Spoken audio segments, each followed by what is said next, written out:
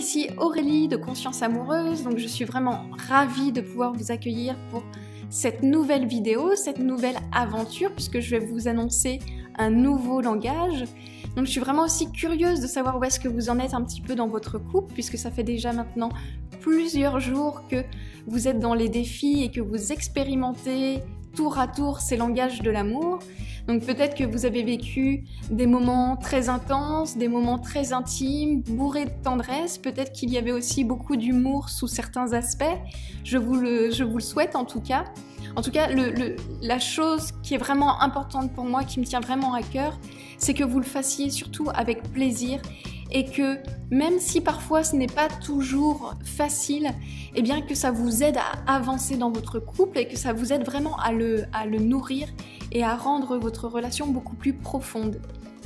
Donc aujourd'hui, je vous annonce le 4e langage qui est les services rendus. Donc ça, on n'y pense pas tout le temps, mais pourtant, c'est un langage d'amour qui est présent chez certaines personnes.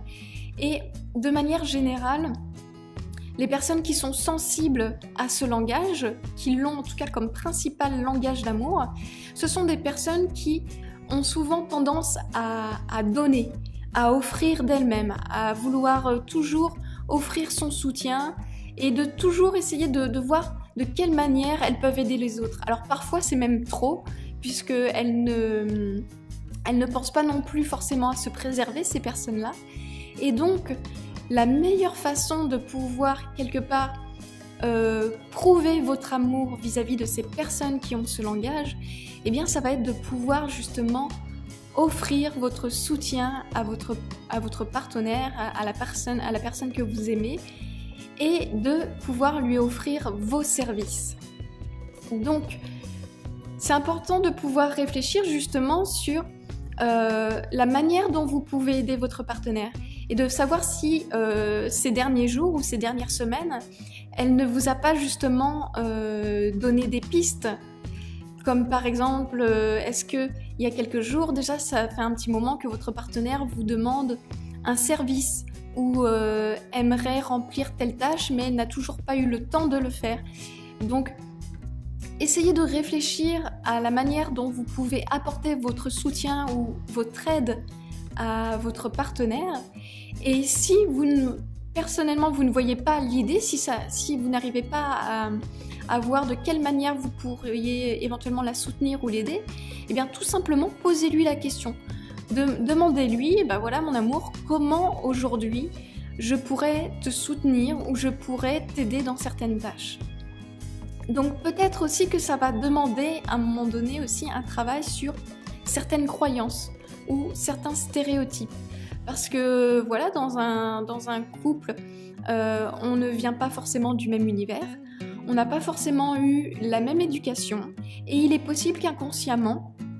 on nous ait inculqué des croyances comme quoi les femmes ont tel rôle, les hommes ont tel rôle, le mari a le droit ou pas le droit de faire ceci ou cela, la femme n'a pas le droit de faire ceci ou cela, ou le couple c'est comme ceci, la relation amoureuse ça se passe comme ça. Donc soyez alerte aussi aux pensées et aux petites réflexions que vous pourriez avoir dans cette vidéo. Est-ce que ça stimule certaines gênes, certaines interrogations? C'est vraiment intéressant parce que les services rendus, ça peut vraiment aller loin, ça peut vraiment aller pousser, on va dire, vraiment profond aussi dans notre rapport à nous-mêmes, dans notre rapport à l'autre. Donc voilà, prenez le temps aussi de vous découvrir, parce que c'est toujours ça, c'est à la fois ce défi, il est là pour en apprendre un peu plus sur votre partenaire, pour le découvrir un peu plus en profondeur, mais au travers de l'autre, on peut aussi se découvrir soi et se découvrir vraiment de manière plus profonde. Donc vous allez voir qu'il est possible aussi de vivre des situations comiques, parce que par exemple si faire la cuisine n'est pas votre tasse de thé, ça peut être très drôle de commencer à cuisiner pour votre partenaire ou avec votre partenaire, parce que c'est ça aussi, vous pouvez réaliser des services rendus, vous pouvez rendre des services, mais ce n'est pas une obligation aussi de le faire seul. vous pouvez proposer votre soutien en faisant une action en même temps que votre partenaire. Ça peut être aussi une surprise que vous pouvez lui faire, et donc là vous le faites également seul, mais pas forcément, parce que si votre partenaire n'est pas présent par exemple à la maison et qu'il y a une tâche que vous aimeriez faire à sa place pour pouvoir justement lui montrer votre amour, vous pouvez très bien le faire seul, ou alors si vous avez des enfants, pourquoi pas susciter la coopération de vos enfants pour rendre service à votre mari, à votre femme, à votre compagnon, à votre compagne. Alors bien sûr, si vous sollicitez la coopération de quelqu'un d'autre pour rendre service, assurez-vous que ce soit une demande et non une exigence. Voilà, il faut que ça reste aussi une proposition, il faut que ça puisse se faire dans la joie et la bonne humeur. Donc voilà, demandez si éventuellement aux enfants, si ça leur tente de participer ou pas à l'action, et puis de leur expliquer votre intention, d'expliquer quel est l'enjeu derrière, et que l'enjeu ce soit un soutien, que ce soit dans le fait de pouvoir faire démonstration de notre amour à la personne que l'on aime. Donc voilà, je vous invite pendant 5 jours à voir quelle est la manière la plus adéquate de rendre service à la personne que vous aimez. Donc voilà, vous pouvez rendre ce service pendant que la personne est présente, vous pouvez également lui faire une surprise, vous pouvez susciter la coopération de d'autres personnes, mais voilà,